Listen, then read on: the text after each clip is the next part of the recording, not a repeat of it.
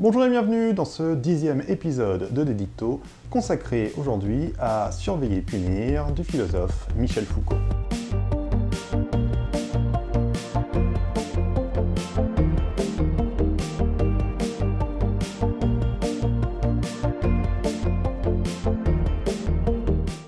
Michel Foucault est un des philosophes français les plus importants du XXe siècle. Il a inspiré et influencé un grand nombre de chercheurs, à tel point qu'il est l'un des auteurs les plus cités au monde, bien que ce ne soit pas vraiment un critère de qualité. Son travail est traversé par la question de la relation qui se joue entre le savoir et le pouvoir. Et on va découvrir un des aspects de cette question à travers son ouvrage Surveiller et punir, paru en 1975. Comme l'indique le sous-titre de l'ouvrage, Surveiller et punir s'attache à comprendre la naissance de la prison. Le problème est donc là. Comment le dispositif de la prison est apparu et quelles ont été les conditions de son émergence. Surveiller et punir est divisé en 4 grandes parties, et la première s'intitule Supplice. Et comme promis, ça commence par la description d'un supplice. Celui de Robert François Damien, condamné à d'horribles châtiments pour avoir tenté d'assassiner Louis XV. Cette description ne fait l'économie d'aucun détail. Damien est tenaillé, c'est-à-dire qu'on lui déchire la chair avec des tenailles. Puis on jette de l'huile bouillante sur son corps. En public, il est écartelé par des chevaux, opération très longue et qui ne marche guère. Les bourreaux doivent alors couper eux-mêmes les membres, et ceux-ci sont jetés au bûcher. Suit alors le reste du corps. Foucault, sans aucune transition, expose ensuite le règlement d'une prison pour jeunes détenus, rédigé 3/4 de siècle plus tôt. Il s'agit d'un emploi du temps très strict, qui régit la vie des prisonniers. Chaque instant de l'existence de ces prisonniers est chronométré et surveillé. Voilà donc un supplice et un emploi du temps, écrit Foucault. Entre les deux, presque donc un siècle a passé, et les supplices publics ont disparu au profit d'un dispositif de punition et de surveillance dissimulé derrière les murs et les barreaux de la prison. Que s'est-il donc passé pour que le style pénal, comme l'appelle Foucault, ait changé à ce point? Pour répondre à cette question, Foucault entreprend une méthode initiée par Nietzsche, celle de la généalogie. Et je vous invite à regarder l'épisode de Dédicto consacré à la généalogie de la morale pour en savoir plus. Foucault donc reprend l'idée de généalogie pour faire sa généalogie de la prison, c'est-à-dire pour comprendre comment la prison est née et comment la société de surveillance qui l'accompagne a pu émerger. Foucault remarque que le châtiment évolue vers de nouvelles manières de penser le corps des condamnés. Sous l'Ancien Régime, le supplice public, qui fait office de scandale punitif, permet de montrer la puissance royale et d'impressionner la foule. Peu à peu, au cours du XVIIe siècle, le châtiment public est jugé défavorablement. Il ne ferait que répéter l'horreur des crimes commis. Il s'agit alors de changer la relation entre le corps et la punition. L'idée n'est plus de le torturer, mais de le mettre au travail, de le corriger, de le redresser, de le rendre utile. On passe à l'âge, dit Foucault, de la sobriété punitive. C'est l'économie politique des corps qui se modifie pour viser l'efficacité sociale. Et cette économie politique des corps, pour reprendre l'expression de Foucault, s'étend au-delà de la prison pour façonner une véritable société disciplinaire qui organise et quadrille la vie des individus.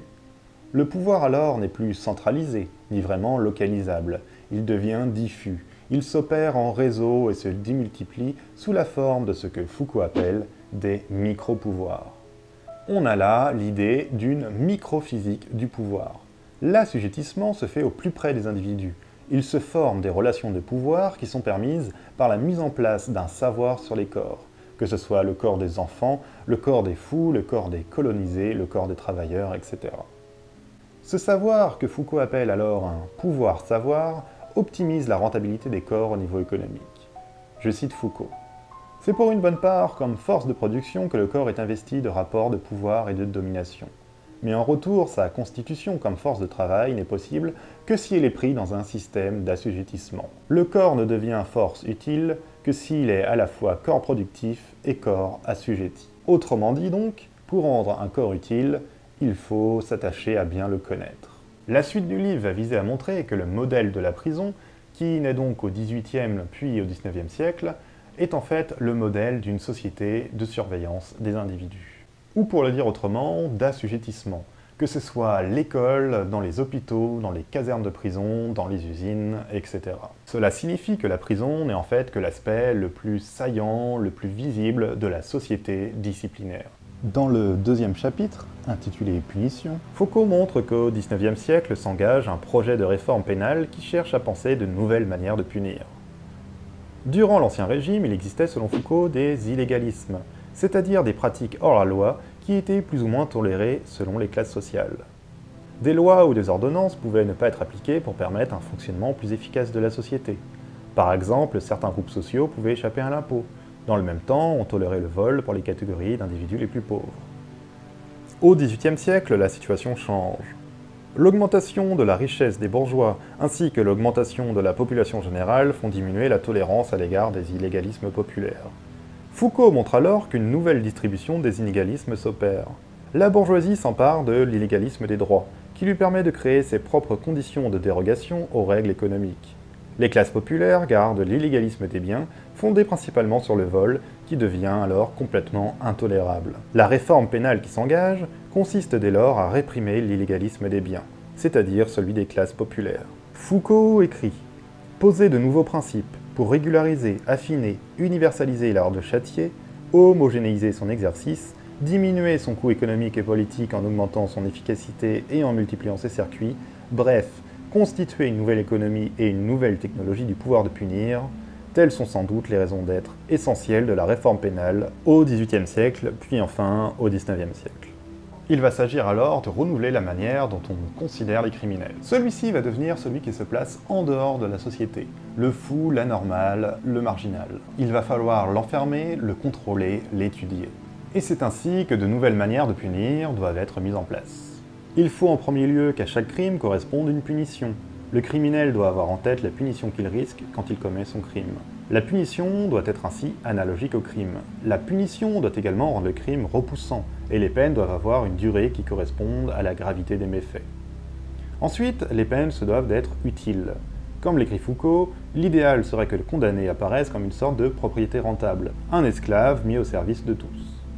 En cinquième lieu, la peine se doit être visible, non de manière gratuite, mais pour servir de leçon de morale publique. Et enfin, il faut faire en sorte que le crime ne soit plus quelque chose de glorieux. Dans la perspective de ces propositions, plusieurs technologies de pouvoir sont interrogées et débattues. Et c'est donc celle de la prison qui finira par prendre le dessus. Le troisième chapitre de Surveiller et punir s'appelle Discipline. Il cherche à comprendre pourquoi c'est la prison qui est devenue le modèle privilégié de punition. Foucault demande ainsi comment le modèle coercitif, corporel, solitaire, secret du pouvoir de punir s'est-il substitué au modèle représentatif, scénique, signifiant, public, collectif. Comme l'indique le premier chapitre de cette troisième partie, il s'agit en fait de rendre les corps dociles, de produire une coercition ininterrompue qui quadrille les activités des individus dans l'espace et dans le temps. C'est ce que Foucault appelle une discipline, qui requiert un art des répartitions. Répartition des activités assurées par l'emploi du temps, le minutage des gestes, la mise en place d'exercices corporels, d'examen des corps et des esprits dont on garde les traces dans les tiroirs des administrations scolaires, médicales, etc.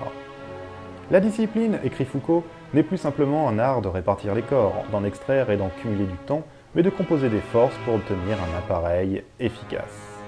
Cette discipline s'installe et produit du pouvoir dans des lieux aussi différents que les écoles, les hôpitaux, les usines, les casernes militaires, mais elle s'illustre parfaitement dans les prisons. Dans ces lieux s'organise une surveillance hiérarchique par laquelle tout individu est surveillé, y compris le surveillant. Il s'agit de dresser, de rendre droit, de normaliser les comportements. Un dispositif formidable symbolise parfaitement la société disciplinaire. C'est le panoptique. Le panoptique est un type d'architecture circulaire conçu par le philosophe anglais Jeremy Bentham.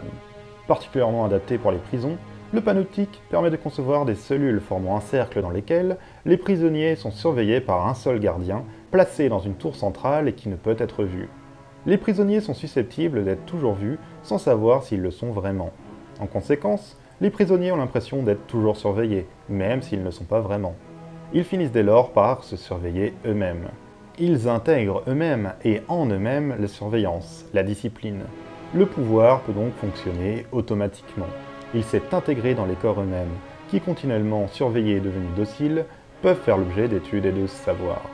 C'est le modèle du panoptique qui reflète le mieux selon Foucault la société disciplinaire et les mécanismes de micro-pouvoir qui assurent efficacité et rentabilité.